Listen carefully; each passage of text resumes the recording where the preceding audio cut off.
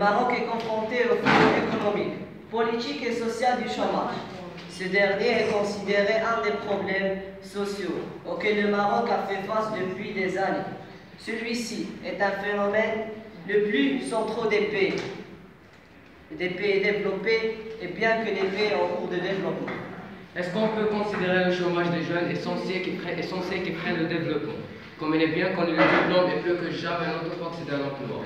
Alors que au Maroc, malgré le diplôme, les jeunes se trouvent sans travail. Chômage. Faut-il brûler son diplôme? La question d'emploi est sans conteste le premier défi pour le gouvernement pour ce dernier tentative d'émulation. Des jeunes diplômés chômeurs et ainsi qui exigent une prise en charge rapide des besoins. Au fil des années, le nombre de ces diplômés en chômage s'accroît. Alors, qui sont ces diplômés chômeurs? Et pourquoi ce fléau inexplicable?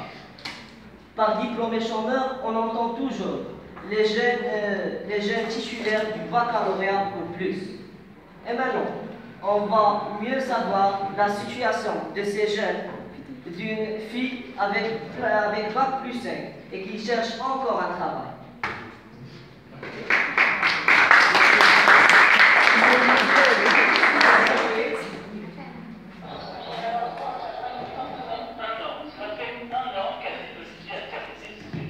Partenaire de communication en poche, elle est toujours à la recherche de son premier emploi. J'ai environ 280 CV que j'ai pu envoyer depuis un an et on me dit que ce n'est pas assez stable. Et ces propos confirment les tout derniers chiffres. Aujourd'hui, un an après avoir terminé leurs études, 40% des jeunes diplômés sont encore à la recherche d'un emploi. Le manque d'expérience, barrage à l'emploi, pour comprendre les boutons ce qu'en disent les recruteurs. Pour eux, c'est le contexte économique qui nuit aux jeunes diplômés. C'est une réalité.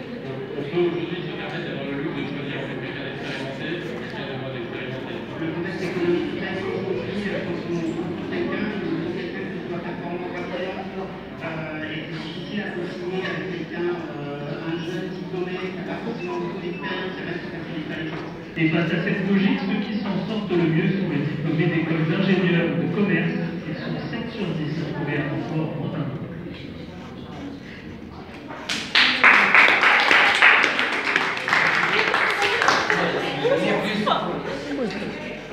Il y a plusieurs facteurs qui expliquent ce phénomène. Il y a des facteurs économiques dans le progrès technique de l'évolution de la productivité.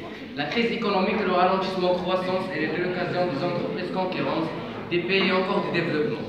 On peut encore citer des facteurs démographiques et sociologiques ainsi que des facteurs structurels. Premièrement, la délocalisation des entreprises.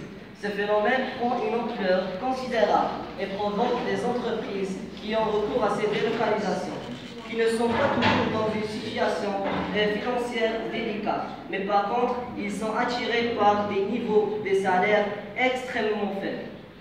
Ralentissement de la croissance, une augmentation du chômage. En effet, c'est la demande et la consommation du ménager augmente moins vite. Il n'est plus nécessaire de produire autant car l'offre est largement suffisante par rapport à la demande. La démographie joue un rôle important dans l'évolution du chômage. Le monde a connu après la guerre et jusqu'à les années 1960 une recrudescence de la natalité, le fameux baby boom, quand les jeunes issus de ces classes d'âge qui sont retrouvés sur le marché du travail dans les années 80, ils ont